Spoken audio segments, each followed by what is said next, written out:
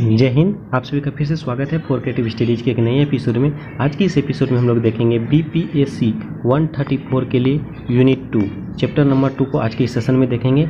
जैसे कि इससे पहले यूनिट 1 को हम लोग देख चुके हैं। जो भी अभी तक यूनिट 1 को कवर नहीं किए उसको जरूर कवर कर लीजिए, क्योंकि यूनिट 1 से संबंधित ही ये रिलेट करके टॉपिक्स दिए गए हैं जो आपको बेस वहाँ पे दिया गया है। आप यूनिट 1 को देख लेंगे तो आगे जो है ना, आगे के चैप्टर्स को समझने में आपके लिए सुविधाएँ होगी, आसानी होगी।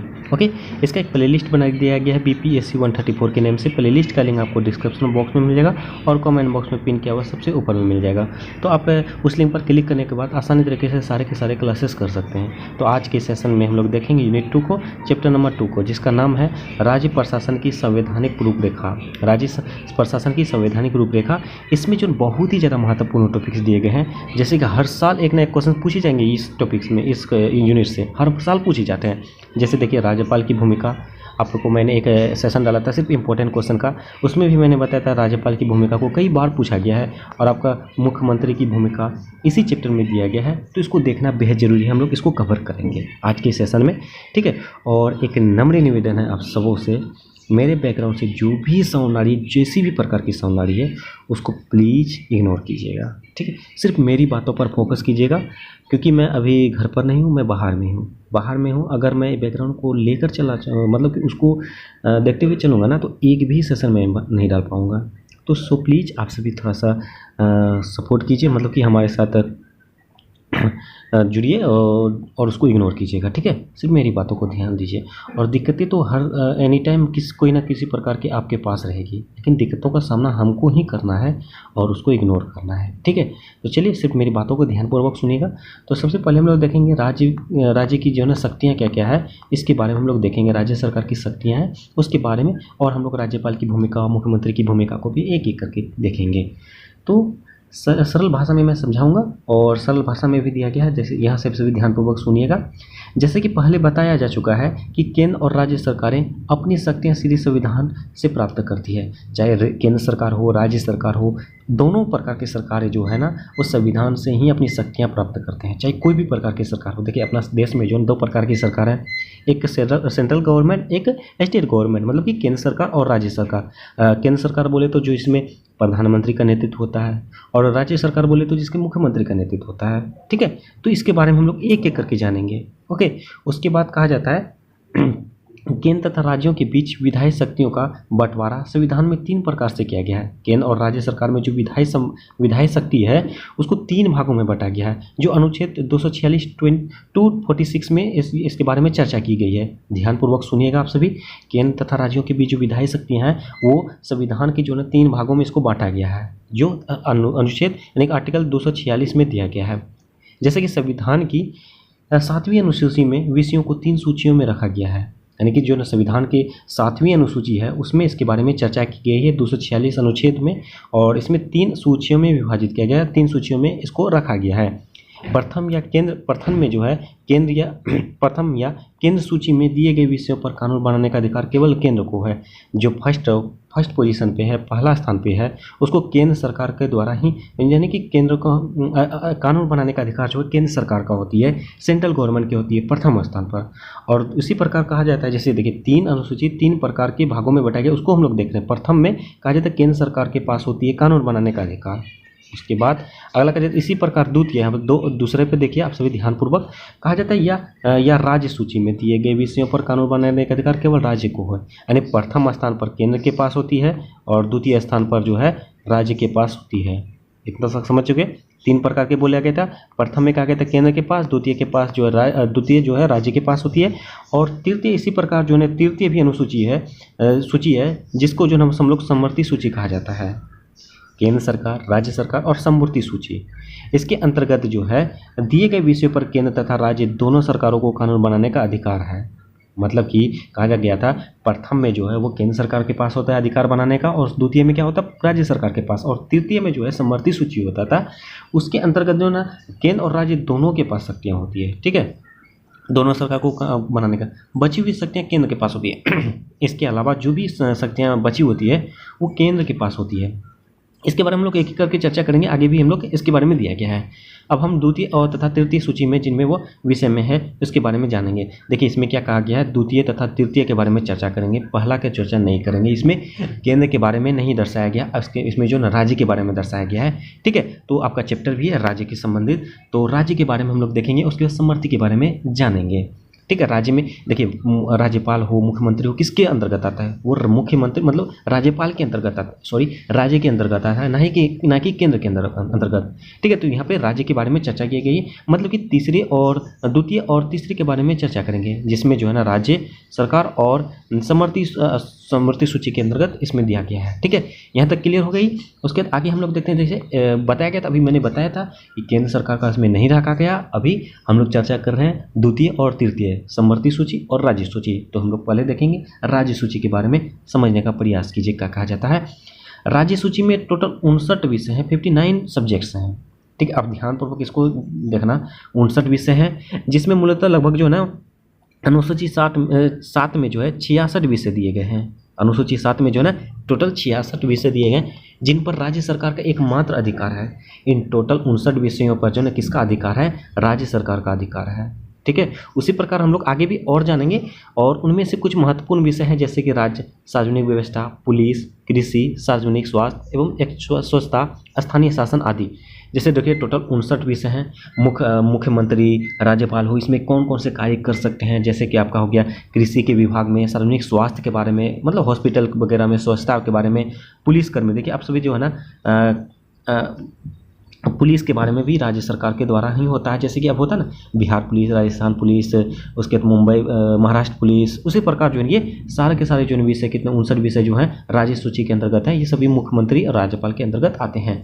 ठीक है, ये विषय जनता के लिए सबसे अधिक महत्वपूर्ण है। ये सभी जो है सभी के सभी विषय जो 59 विषय हैं ये जनता के लिए अधिक महत्वपूर्ण होता है, जिनका निपटान राज्य स्तर पर अधिक अच्छा हो सकता है, जिसका निपटान जो है ना, जिसकी कार्यकारी जो है ना ये राज्य के स्तर पर बेहतर कर सकता है। ये विषय साधारणतः राज्य के एकमात्र क्षेत्र में होते हैं, परंतु निम्नलिखित परिस्थितियों में संसद इन विषयों पर कानून बना सकती है। देखिए राज्य के स्तर पर संसद जो है ना इसके अंतर्गत जो है ना कानून बना सकती है। उसके बारे में हम लोग देखिए एक एक करके। जैसे पहला कहा जाता है, राष्ट्रीय हित में परिषद अपने यहाँ उपस्थित तथा मतदान करने वाले 2/3 सदस्यों द्वारा पारित प्रस्ताव के संसद को राज्य के किसी विषय पर कानून बनाने का अधिकार दे सकती है। देखिए जैसे मतदान होती है, मतदान में जो है ना जो सबसे ज़्यादा दल मतलब बहुमत प्राप्त कर ले, दल प्राप्त कर ले, संगठन प्राप्त कर ले, एकता प्राप्त कर ले, तो उसके अंतर्गत जो उसके अनुसार जो है हम लोग यहाँ पे कानून बना सकते हैं, कानून बनाने का अधिकार दे सकता है। अगर 2 संसद है या 2 से अधिक संसद अगर कोई चीज़ कानून बनाने के तैयार है तो उसे कानून बनाने का अधिकार दिया जा सकता है। ऐसा नहीं है कि सिर्फ मैं अकेला जो है ना विरोध कर सकता हूँ 2 या 3 संसदों का कि हम लोग एक कानून बनाएंगे, ऐसा वैसा ऐसा नहीं हो सकता। इसके लिए 2/3 जो है ना इस सदस्यों द्वारा पारित होना ही चाहिए। ऐसा अधिकार 1 वर्ष की अवधि के लिए होता है। ये सब जो है ना संसद द्वारा कानून बनाने को वो 1 वर्षों के लिए होता है, परंतु नए प्रस्ताव इसके द्वारा बढ़ाया जा सकता है। ठीक है, उसके बाद अगला कहा जाता है, आपातकाल की स्थिति लागू होने पर संसद राज्य के किसी विषय पर कानून बना सकती है। आपातकाल जैसे कि स्थिति आ जाए, जैसे कि भूकंप, बाढ़, ये सब चीज़ें जो आ जाएंगे तो उस समय जो है ना ये संसद द्वारा कानून बनाया जा सकता है।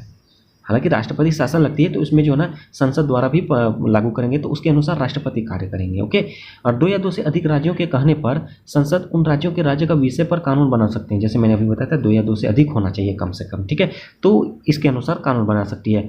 उसके संधियाँ या अंतर्राष्ट्रीय समझौते एवं प्रथाओं को लागू करने के लिए संसद किसी भी विषय यानी राज्यों के विषय के सहित पर कानून बना सकती है। और किसी भी राज्य में संवैधानिक मशीनरी के असफल हो जाने पर जब किसी राज्य में राष्ट्रपति शासन लागू किया जाए तो राष्ट्रपति यह घोषणा कर सकता है कि उस राज्य के विधानमंडल की शक्तियों का प्रयोग संसद द्वारा होगा, उसकी कार्यपालिका के अधीन होगा। जैसे जस्ट मैंने बताया था कि जैसे आपातकालीन आ गया, संसद द्वारा कानून बनाया गया, वो कानून जो है ना अगर राष्ट्रपति शासन लगती है तो जो संसद द्वारा कानून बनाया गया तो उसके अनुसार चलेगी। ठीक है, शक्तियों का प्रयोग संसद द्वारा होगा। विधानमंडल की शक्तियों का प्रयोग जो है ना संसद के द्वारा जो संसदों का द्वारा बनाया गया था और उसकी कार्यपालिका के अधीन होगा। क्लियर, यहाँ तक समझ चुके हैं हम लोग। राज्य के बारे में समझ चुके हैं, जैसे भी मैंने बताया था। द्वितीय और तृतीय के बारे में चर्चा करेंगे। द्वितीय में राज्य के बारे में था, तृतीय में समवर्ती की सूची के बारे में। राज्य के बारे में हम लोग देख चुके हैं। अब हम लोग देखेंगे तृतीय के बारे में क्या कहा जाता है। जिस तरह से अभी हम लोग जस्ट देखे थे, राज्य के पास जो 59 विषय थे, ये समवर्ती के पास जो टोटल 52 विषय हैं, 52 विषय हैं टोटल जो है। हालांकि अंतिम जो है ना 47 विषय थे, जिन पर केंद्र तथा राज्य दोनों का कानून बनाने का अधिकार है। अभी पहले भी चर्चा कर चुके हैं कि तृतीय स्थान पर जो है ये राज्य और केंद्र दोनों इसमें कानून बना सकता है।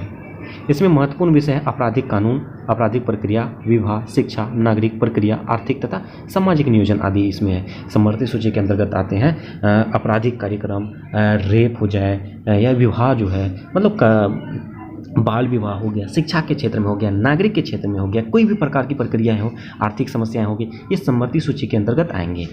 ठीक उसी प्रकार जो है, यदि भी समवर्ती सूची दिए गए किसी भी विषय पर केंद्र तथा राज्य दोनों का कानून बनाने का अधिकार है, परंतु केंद्र को प्रमुखता दी गई है।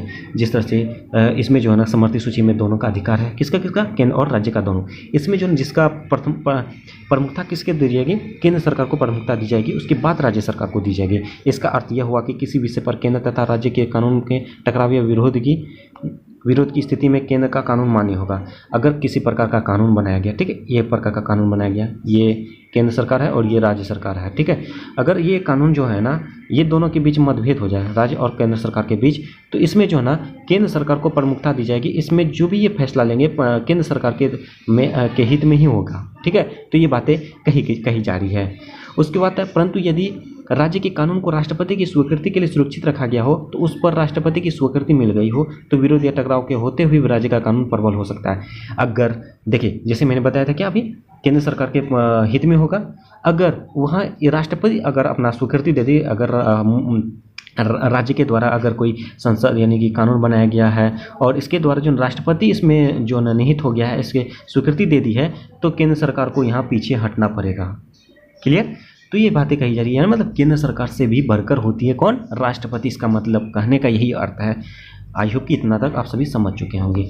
उसी प्रकार कहा जाता है तीनों सूचियों में दिए गए विषयों की व्याख्या के बारे में कोई भी विवाद न्यायालय द्वारा किया जा सकता है, ठीक है। इसके प्रकार जैसे तीन सूची दिए गए हैं, 3 विषय, तीनों सूचियों में यदि कोई विषय परस्पर व्यापी हो, संघ विधायिका को प्रमुखता दी जाएगी, ठीक है। उसी प्रकार प्रत्येक विशिष्ट को प्रत्येक शब्द के अनुसार सबसे अधिक विस्तृत महत्व दिया जाता है, परंतु यह देखा जाता है कि इसे अन्य विषय प्रविष्टि निर्देशक ना हो। उसके बाद अंतिम है, यह निश्चय करने के लिए कोई कानून भी किस प्रविष्टि के तहत है, उसके संदर्भ में अर्थ का विचार किया जाना चाहिए। ये समवर्ती के 3 भाग हैं, ठीक है। और हम लोग देखें राज्य के अंतर्गत जो है समवर्ती सूची को, राज्य को। अब हम लोग देखेंगे राज्यपाल की भूमिकाएं, जो अति महत्वपूर्ण है। तो राज्यपाल की भूमिकाएं हमारे संविधान में केंद्र तथा राज्य दोनों स्तरों पर संसदीय शासन प्रणाली की व्यवस्था है। राज्यपाल राज्य का संवैधानिक अध्यक्ष है तथा मुख्यमंत्री की अध्यक्षता में मंत्रिमंडल की सलाह पर कार्य करता है। राष्ट्रपति की नियुक्ति जो है 5 वर्षों के लिए किया जाता है। देखिए क्या कहा जाता है, राज्य के अंतर्गत जो है ये राज्यपाल जो होते हैं वो संवैधानिक अध्यक्ष होते हैं। संवैधानिक अध्यक्ष होने के साथ साथ जो ये मुख्यमंत्री के अध्यक्षता में इसका कार्यकाल चलता है। ऐसा नहीं कि राज्यपाल जो है ना किसी भी राज्य में अपना पद ग्रहण कर ले, उसके बाद अपनी इच्छा अनुसार कोई भी योजना लागू कर दे, कुछ भी कार्य कर दे, ऐसा नहीं है। मुख्यमंत्री उसकी अध्यक्षता में ही करेगा, मुख्यमंत्री जो है ना उसमें सहायता करेंगे, ठीक है। उसके बाद राष्ट्रपति का जो है ना नियुक्ति जो है ना 5 वर्षों के लिए किया जाता है। इसका कार्यकाल कितने वर्षों तक होता है, 5 वर्षों तक के लिए होता है, ठीक है। उसी प्रकार आगे कहा जाता है, हाँ ध्यानपूर्वक, तथा वह उनकी इच्छा तक अपने पद पर रह सकती है। कार्यकाल की समाप्ति उन्हें पुनः राज्यकाल का किसी अन्य दूसरे राज्य में क्या किया जाए। जैसे कि देखिए अभी लगभग 3 से 4 महीना पहले हुआ था ऐसा ही कि एक राज्यपाल जो है बिहार के राज्यपाल फागू चौहान किसी अन्य राज्य में राज्यपाल हैं, मतलब कि बदलाव हो जाती है, एक राज्य से वो दूसरे राज्य के राज्यपाल बन जाते हैं। तो वही बात कही गई है, नियुक्त की जा सकती है। संविधान के अनुसार राज्यपाल की बहुत सी कार्यकारी, विधायी, न्यायिक तथा आपातकालीन शक्तियां हैं। इस राज्यपाल के पास जो है सभी प्रकार के लगभग शक्तियां होती है। कार्यकारी हो, विधायी हो, न्यायिक हो, आपातकालीन हो, ये सभी जो है वो राज्य में लागू कर सकते हैं। उदाहरण के लिए मुख्यमंत्री की नियुक्ति राज्यपाल करता है तथा अन्य मंत्रियों की नियुक्ति वो मुख्यमंत्री की सलाह पर करता है। जैसे मुख्यमंत्री की जो शपथ ग्रहण कौन दिलवाते हैं, राष्ट्रपति ही दिलवाते हैं। ऐसा नहीं कि मुख्यमंत्री का शपथ जो ना राज्यपाल ही इसका शपथ ग्रहण करवाते हैं, ना कि राष्ट्रपति। और राज्यपाल की शपथ ग्रहण राष्ट्रपति करवाते हैं, ध्यान रखना है सभी बातों को। वो अन्य बहुत सी नियुक्तियां भी करता है, वो जो है मुख्यमंत्री की सलाह पर जो है ना मंत्रियों की नियुक्ति करता है। इसके अलावा जो और भी नियुक्तियां जो है ना राज्यपाल के द्वारा करते हैं, जैसे राज्य का लोक सेवा आयोग, जैसे स्टेट पीसीएस में जो भी अच्छे पद में है, और एडवोकेट हो गया, जनरल चुनाव आयुक्त हो गया, ये वास्तव में राज्य का समस्त कार्यकारी उनके नाम में किया जाता है। ठीक है। उसके बाद राज्यपाल राज्य विधानमंडल का अंग होता है। राज्यपाल जो है ना राज्य विधानमंडल का एक अंग होता है। उसे विधानमंडल को संबोधित करने, संदेश भेजने और विधानमंडल में अधिवेशन बुलाने तथा उसे स्थगित करने और निम्न सदन को भंग करने का अधिकार प्राप्त है। ठीक है। ये सभी चीज़ें उसमें अंतर्गत निहित है, जैसे संदेश भेजना हो, विधानमंडल के अधिवेशन में बुलाने हो, कोई भी मीटिंग बुलाने हो, बैठक करनी हो, तो ये सभी जो है ना राज्यपाल को अधिकार प्राप्त है। किसी विधेयक को कानून बनाने से पहले राज्यपाल की स्वीकृति मिलना आवश्यक है। किसी भी विधेयक को कानून बनाने से पहले जो है ना राज्यपाल उसमें सहमति होंगे, राज्यपाल उसमें जब तक नहीं हस्ताक्षर करेंगे तब तक ये नहीं हो सकता। वह विधानमंडल द्वारा पारित विधेयक से अपनी स्वीकृति रोक सकता है तथा उसे उसके पास पुनर्विचार के लिए वापस भेज सकता है। इसको जो ना राज्यपाल रोक सकता है, रोकने के बाद जो इस पर पुनर्विचार करने के लिए फिर से सहमत हो सकते हैं कि अब जाओ इसमें फिर से पुनर्विचार करो। ठीक है। यदि विधानमंडल विधेयक संशोधन या उसके बिना पुनः पारित करता है तो ये राज्यपाल अपनी स्वीकृति देनी पड़ती है। वह किसी विधेयक को राष्ट्रपति की स्वीकृति देने के लिए सुरक्षित रख सकता है। यह विधानमंडल के द्वारा अधिवेशन में राज्यपाल का आदेश जारी कर सकता है। यदि देखिए कोई विधानमंडल जो है ना संशोधन हो या बिना किसी हो तो राज्यपाल की स्वीकृति देनी पड़ती है। जैसे इसमें जो विधेयक हो जाए तो इसमें जो है ना मतलब संशोधन हो जाए तो इसमें राष्ट्रपति डायरेक्टली इन्वॉल्व हो जाता है। अगर राष्ट्रपति इन्वॉल्व हो जाए, राष्ट्रपति अगर मान्यता दे दे तो राज्यपाल भी मान्यता देनी पड़ती है, स्वीकृति देनी पड़ती है उनको भी। ठीक है। यहाँ तक की बातें समझ चुके होंगे। और राज्यपाल को किसी व्यक्ति को उसके द्वारा किसी कानून के उल्लंघन के अपराध के लिए क्षमादान करने तथा सजा सुनाने के लिए कहा जाता है। जैसे देखिए यहाँ तक कहा जाता है ना, आप सभी जानते होंगे कि अगर कोई भी व्यक्ति जिसको न्यायालय के द्वारा, उच्च न्यायालय के द्वारा जो ना सजा सुनाई दी जा सकती है, उसके बाद जो ना अगर वो निर्दोष है, अगर साबित कर सकता है न्यायालय के बाद जो है ना एकमात्र ऑप्शन होता है राष्ट्रपति के पास, वो केंद्र के स्तर पर। ठीक है। राष्ट्रपति के पास होता है। राष्ट्रपति को अगर लग जाए कि नहीं ये निर्दोष है तो उसका जो है ना दोष ही निर्दोष किया जा सकता, मतलब निर्दोष साबित किया जा सकता है। ठीक है। ठीक उसी प्रकार राज्य के अंतर्गत जो है ना राज्यपाल के पास भी वह शक्ति प्राप्त होती है। ठीक है। हटाने के लिए जो है ना वो शक्ति इसमें दिया गया है राज्यपाल को, जिसके लिए राज्य की कार्यपालिक शक्तियाँ विस्तृत है। जहाँ तक राज्यपाल की आपातकालीन शक्तियों का संबंध है, जब कभी राज्यपाल को यह संतुष्टि हो जाए कि राज्यपाल का प्रशासन संविधान के अनुसार नहीं चलाया जा सकता है तो इसकी रिपोर्ट राष्ट्रपति को भेज सकता है। ऐसी रिपोर्ट मिलने पर राष्ट्रपति राज्य सरकार की शक्तियाँ अपने हाथों में ले सकती है। ठीक है। इसी प्रकार कहा जाता है। लेकिन ये सभी जो है 356 में दिया गया है। राष्ट्रपति जो है ना राष्ट्रपति शासन 356, 360 याद आया, वही बातें कही गई है। उसके बाद इसमें कहा जा रहा कि अगर राज्य के अंतर्गत जो है ना राज्यपाल की संतुष्टि नहीं हो रहा है या संतुष्टि नहीं किया जा रहा है कि उसकी रिपोर्ट जो है ना, यानी कि राज्यपाल जो है इसकी रिपोर्ट राष्ट्रपति को भेज सकता है। अगर राष्ट्रपति इस रिपोर्ट को पढ़ेंगे, राष्ट्रपति पढ़ने के बाद जो है ना अगर उसको ये शक्तियाँ जो इसको जायज़ लगेगी तो वो राष्ट्रपति जो है ना उस राज्य के अंतर्गत अपना शक्ति चलाएंगे, अपना जो है ना योगदान निभाएंगे, जिसको कहा जाता है राष्ट्रपति शासन, जो अनुच्छेद 356 में दिया गया है, 360 में दिया गया। ठीक है। उम्मीद करता हूँ यहाँ तक कि आप सभी समझ चुके हैं। राज्यपाल द्वारा स्वविवेक का प्रयोग, देखिए इसमें जो है ना कुछ पद हैं, उसकी राज्यपाल का जो है ना क्या क्या भूमिका है उसके बारे में हम लोग देख लेते हैं डायरेक्टली। तो इसमें एक एक करके दिया गया है। सबसे पहला देखिए मुख्यमंत्री की नियुक्ति जैसे अभी चर्चा पहले भी कर चुके हैं, राष्ट्रीय राज्यपाल के द्वारा ही किया जाता है। राज्यपाल की नियुक्ति करता है तथा उसकी सलाह पर मंत्रिपरिषद की नियुक्ति करता है। जब किसी एक दल का स्पष्ट बहुमत हो जाता है तो उसके नेता को मुख्यमंत्री नियुक्त करने और उसे सरकार बनाने के लिए मान्यता प्राप्त होती है। जैसे देखिए कोई राज्य में जो है ना चुनाव होता है तो मुख्यमंत्री किसको बनाया जाता है? जो बहुमत प्राप्त करे, जो दल जो है ना सबसे ज़्यादा वोट प्राप्त करे, जो दल जो है ना सबसे ज़्यादा सीट प्राप्त करे, उसको मुख्यमंत्री नियुक्त किया जाता है। मुख्यमंत्री की नियुक्ति राज्यपाल के द्वारा किया जाता है। ठीक है। वही बातें कही गई है। उसके बाद मंत्रिमंडल में खारिज करना, इसमें क्या कहते हैं, मुख्यमंत्री तथा उसकी मंत्रिमंडल राज्यपाल की इच्छा रहने तक पद पर रहते हैं, जिसकी कोई छानबीन नहीं होती है, परंतु राज्यपाल को अपने स्व विवेक का प्रयोग विवेकपूर्ण तरीके से करना होता है। उसी प्रकार विधानसभा का भंग करना, उसके आपातकालीन शक्तियों का प्रयोग करना, ये सभी राज्यपाल की जो ना कार्यकाल है ये वो कर सकते हैं। विधानसभा को भंग कर सकता है, अगर कोई ऐसा चीज़ें लगे कि नहीं विधानसभा को भंग करना चाहिए तो वो भंग कर सकता है, और सिर्फ आपातकालीन शक्तियों का भी प्रयोग कर सकता है। ठीक है, तो ये था आपका आपके जो है ना राज्यपाल की भूमिका के बारे में, राज्यपाल के जो है ना शासन के बारे में। अब हम लोग देखेंगे मुख्यमंत्री के बारे में। ठीक है, मुख्यमंत्री के बारे में जानेंगे। तो आप मुख्यमंत्री के बारे में ध्यान से सुनिए। जैसे कि देखिए ये भी सिंपल है, जैसे राज्यपाल के बारे में मैंने समझाया, अब मुख्यमंत्री के बारे में जानते हैं। राज्य सरकार के संबंध में मुख्यमंत्री के वे सभी कार्य संपन्न करता है जो प्रधानमंत्री केंद्र सरकार के संदर्भ में करता है। यद्यपि राज्य की वास्तविक कार्यपालिका शक्ति मंत्रिपरिषद के पास है, इस शक्ति के प्रयोग में मुख्यमंत्री की एक बहुत ही विशेष भूमिका होती है। ये वो बराबर वालों के बीच पहले नहीं अपितु राज्य सरकार की कार्यपालिका के प्रधान चालक हैं। देखिए जिस तरह से एक अपना देश में सभी प्रकार के शासन कौन करते हैं? प्रधानमंत्री। उसी प्रकार जो है ना राज्य के अंतर्गत जो है ना वो शासन कौन करेंगे? मुख्यमंत्री। राज्यपाल तो वो कानून पे उस पर लिमिट है, लेकिन मुख्यमंत्री के पास जो है ना ज़्यादातर भूमिकाएं होती है। राज्य के अंतर्गत कोई भी वैकेंसी निकाल दे, शिक्षा के क्षेत्र में कहीं भी अस्पताल बनवा दे, मतलब कि सड़कें बनवा दे, ये योजना लागू कर दे, वो योजना लागू कर दे, मतलब कि अध्यक्षता के अनुसार, मतलब सभी सांसदों के बहुमत से। ठीक है, तो मतलब कि वो इस तरह से मुख्यमंत्री जो है ये प्रधान चालक होते हैं। राज्य के अंतर्गत सबसे प्रधान चालक मुख्यमंत्री के अंदर होती है।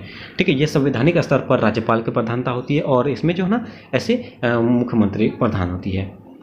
ठीक उसी प्रकार आगे हम लोग देखते हैं मुख्यमंत्री की राज्यपाल जो है नियुक्ति जो है राज्यपाल के द्वारा होती है तथा राज्यपाल की इच्छा रहने तक पद पर रहता है, लेकिन वह विधानसभा के किसी भी दल का स्पष्ट बहुमत होता है। ठीक है, ठीक, ये सब समझ चुके हैं हम लोग, पहले भी चर्चा कर चुके हैं। उसी प्रकार इन मामलों में राज्यपाल की भूमिका यह नाम मात्र हो जाती है। उससे बहुमत दल में नेता ही सरकार बनाने के लिए आमंत्रित करना होता है तथा जब तक उसे विधानसभा का विश्वास प्राप्त है उसे राज्यपाल प्रदर्शित नहीं कर सकता है। एकमात्र अपवाद शायद उस समय उत्पन्न हो सकता है जब बहुमत दल विधानसभा अपना दल बदलता है। वास्तव में राज्यपाल की अस्थिरता के दौरान इन मामलों में अधिकार प्राप्त है।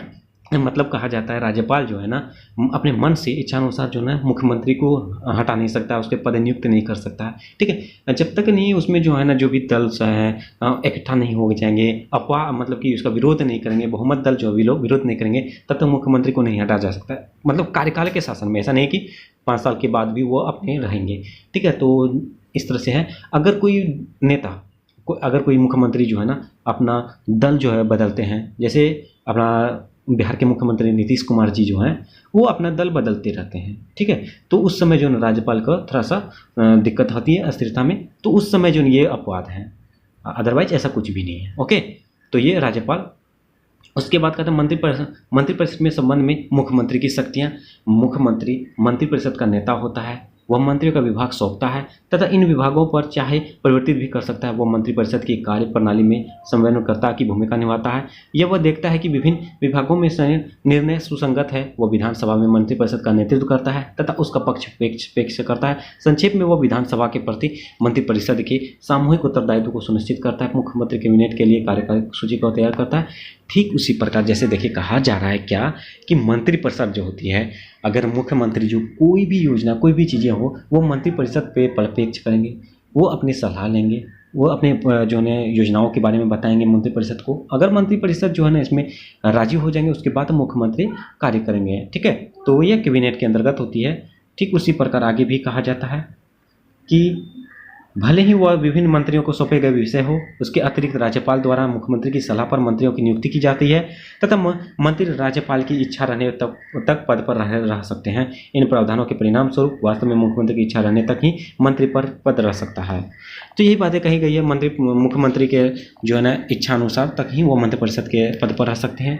ठीक है, इसी प्रकार ये सभी बातें कही गई। उसी प्रकार राज्यपाल के संबंध में मुख्यमंत्री की शक्तियाँ। देखिए राज्यपाल के संबंध में जो है मुख्यमंत्री की क्या क्या शक्तियाँ इसके बारे में देखते हैं। राज्यपाल के संबंध में मुख्यमंत्री की शक्तियों का उल्लेख संविधान में कहीं भी नहीं किया गया है, मतलब इसकी चर्चा कहीं भी नहीं किया गया है, ये संविधान के अंतर्गत नहीं दिया गया है। राज्य में राज्यपाल की नियुक्ति के संबंध में मुख्यमंत्री से विचार विमर्श करने की परंपरा स्थापित करने का प्रयास किया गया था।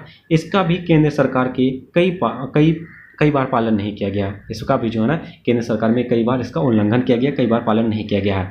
दूसरी एकमात्र शक्ति जो अप्रत्यक्ष रूप से संविधान से प्राप्त की जा सकती है वह यह है कि राज्य की कार्यपालिका की शक्ति का प्रयोग राज्यपाल के नाम पर किया जाता है। राज्यपाल की सार्वजनिक उपस्थिति तथा ऐसे समय पर उसके भाषण मुख्यमंत्री की अध्यक्षता में मंत्रिपरिषद द्वारा निर्मित या निर्देशित नीतियों के अनुसार होनी चाहिए। ठीक है, ये बातें कही गई है दोनों के संबंध के बारे में। इसी प्रकार समारोह में, अवसरों में राज्यपाल के भाषण तथा विधानसभा के समक्ष उसका वार्षिक भाषण मंत्रिपरिषद द्वारा अनुमोदित होना चाहिए। राज्यपाल जो भी भाषण देंगे, जो भी चीज़ें बताएंगे, वो मंत्रिपरिषद के जो है ना द्वारा ही लिखित होगा, वो अनुमोदन पर होगा। ठीक है, उसी प्रकार विधानमंडल के संबंध में मुख्यमंत्री की भू शक्तियाँ, हम लोग पहले मंत्रिपरिषद के अंतर्गत जो है ना मुख्यमंत्री की भूमिका, उसके बाद राज्यपाल के अंतर्गत, उसके बाद अब हम लोग देखते हैं विधानमंडल के संबंध में मुख्यमंत्री की भूमिकाएं, शक्तियाँ जो है। औपचारिक रूप से मुख्यमंत्री सदन का भी नेता होता है। इस औपचारिक स्थिति के अतिरिक्त मुख्यमंत्री सदन को वास्तविक विधायी नेतृत्व इस अर्थ में प्रदान करता है, वह विधायी कार्य सूची तैयार करता है। विधायी मामले मुख्यमंत्री की अध्यक्षता में मंत्रिपरिषद की स्वीकृति के पश्चात ही विधानसभा के सामने लाए जाते हैं। मतलब कि ये कही जाती है इसमें जो है मुख्यमंत्री जो होती है वो औपचारिक रूप से मुख्यमंत्री सदन का भी नेता होता है, मतलब कि सदन का पूरे वो नेता होता है। ठीक है, उसके बाद आगे सभा के समक्ष पेश करते हैं। ये सभी जो है ना सभा के समक्ष, जिस तरह से राज्यपाल जो है मंत्रिपरिषद के अंतर्गत सब कुछ पेश करते हैं, उसी प्रकार जो है ना मुख्यमंत्री भी मंत्रिपरिषद के समक्ष पेश करते हैं, विधानमंडल में भी पेश करते हैं। और इसमें जो है ना इसमें अगर कोई भी बयान होगा मुख्यमंत्री के द्वारा, वो विधानमंडल के अंतर्गत होगा। ठीक है, चर्चा की हस्तक्षेप करने में जानकारी देता है। अगर मुख्यमंत्री जो विधानमंडल में सभा में क्रियाकलापों के विषय में प्रश्नों के उत्तर देकर भी इसके चर्चा करेंगे। ठीक है, उसी प्रकार हम लोग अब देखेंगे कार्मिक के संबंध में मुख्यमंत्री की भूमिका, शक्तियाँ। कार्मिक के क्रम में राजनीतिक कार्यकारिणी का मुखिया होने के कारण मुख्यमंत्री राज्य के समस्त अधिकारी वर्ग का नियंत्रित करता है। इस कार्य में उसकी सहायता सचिवालय करता है। उसका अध्यक्ष मुख्य सचिव होता है। वह सचिवों या अपर संयुक्त उप सचिवों, विभागों के अध्यक्षों, सार्वजनिक क्षेत्र के उद्यमों के अध्यक्ष, चेयरमैन तथा प्रबंध निदेशकों जैसे वरिष्ठ नियुक्तियों का अनुमोदन करता है। अपने मंत्रिमंडल के माध्यम से वो अपनी सेवा शर्तों का अनुशासनात्मक करता है। देखिए, ये कहा जाता है कार्मिकों के माध्यम से जो संबंध में, जैसे कोई भी कार्यक्रम, जैसे कोई योजना है, जैसे जीविका हो जाए, ठीक है, और ऐसे बहुत प्रकार की चीज़ें हैं जो मुख्यमंत्री के द्वारा किया जाता है। उसके अंतर्गत एक नियुक्ति करवाई जाती है, जो इसका सचिव बनाया जाता है। ऐसे बहुत सारी जीविकाएं हैं जो IAS जो है, DM जो होती है, जिला अधिकारी होते हैं, वो उसका प्रमोशन करने के बाद जो है जीविका का सचिव बनाया जाता है। तो मुख्यमंत्री उसके अंतर्गत मतलब कि साथ कार्य करते हैं। ठीक है, सेवा करते हैं, सेवा शर्तों में कैसे क्या करना चाहिए, जैसे कि हम प्रोग्रेस कर सकते हैं, जीविका को आगे ले जा सकते हैं। तो ये बातें जो है ना निहित है कार्मिक के संबंध में मुख्यमंत्री की यही शक्तियाँ हैं। ठीक है, तो इस प्रकार हम लोग देख चुके हैं मुख्यमंत्री की भूमिका, राज्यपाल की भूमिका। तो इस टॉपिक्स में जो भी इम्पोर्टेंट, इस चैप्टर में जो भी टॉपिक्स इम्पोर्टेंट था उसको हम लोग आज के सेशन में कवर कर चुके हैं। और इस तरह से हम लोग यूनिट 2 को देख चुके हैं और बहुत ही जल्द यूनिट 3 भी आएगी। और आप सभी हमारे साथ जुड़े रहिए।